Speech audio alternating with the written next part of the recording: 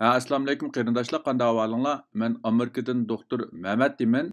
Men bugun siyosiy psixika monopolligi degan temada qisqacha bir leksiya so'zlab o'tmoqchi. Bu leksiya mushu oldin qitim so'zlagan qarang'u psixologiya va psixikalik monopollik degan leksiyaniki davomi bo'lib, men oldin qitim bu to'g'risida keynidan ikki leksiya so'zlab o'tdim. Uning birisi mushu qarang'u psixologiya va psixikalik monopollik to'g'risida qisqacha bir tushuncha.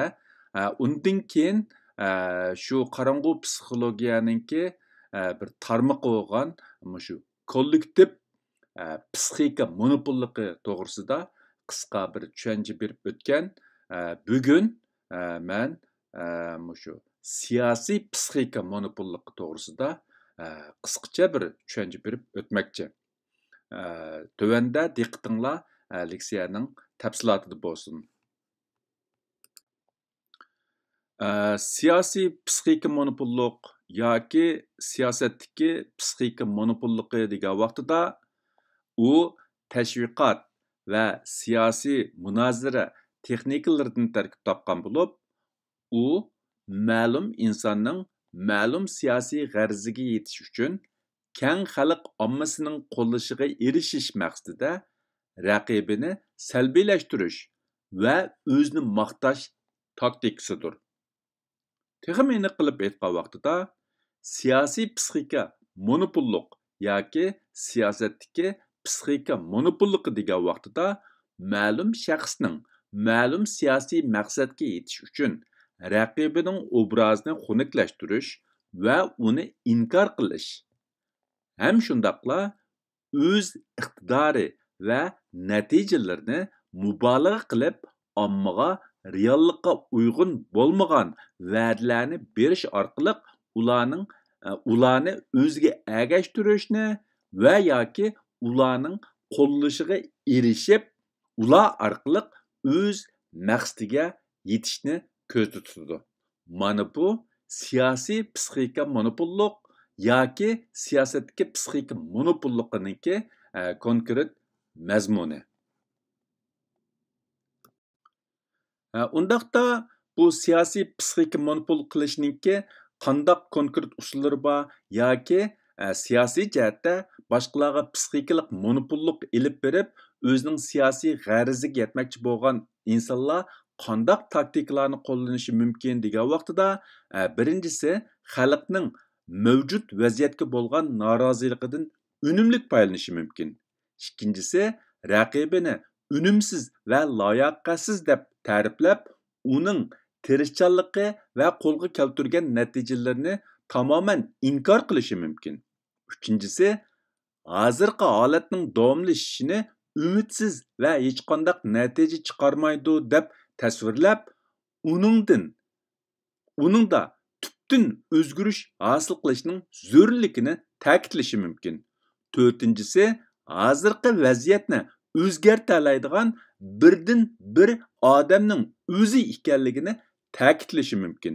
Beshinchisi zo'r bo'lganda texmi tahdidlik dushman va qo'rqinchli vaziyat yaratish orqali o'zining bu tahdid va vahimalardan g'olib kelaoladigan birdan bir inson ekanligini alohida ta'kidlashi mumkin.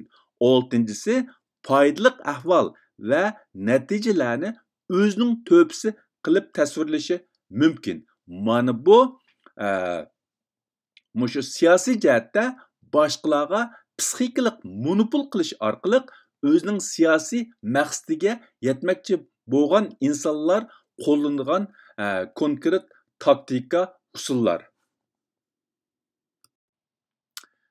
Siyosiy psixika monopol qilish siyosiy jihatda boshqalarni qoyil qilib, ularning qo'llashiga erishishdan butunlay farqli. Siyosiy psixika monopol qilishda samimiyatlik bo'lmaydi.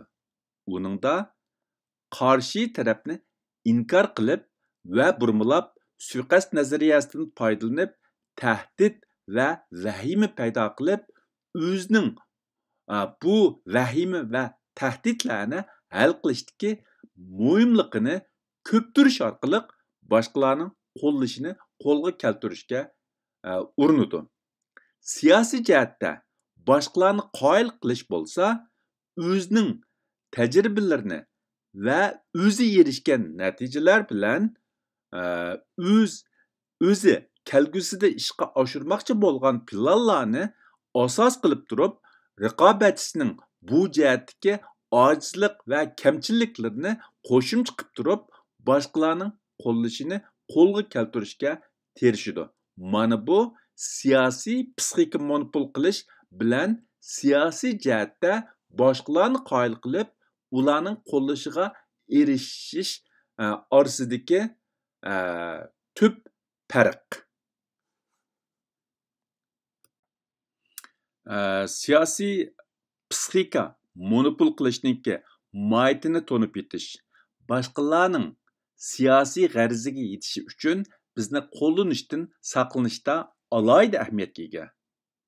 Biz har doim boshqalarning g'arziga va samimiyligiga alohida diqqat qilishimiz, mustaqil tafakkur qilishimiz, boshqalarning bizni qo'llanishidan bizdan foydalanib o'z maqsadiga yetish va umumlikning manfaatiga ziyon solishdan saqlanishimiz kerak.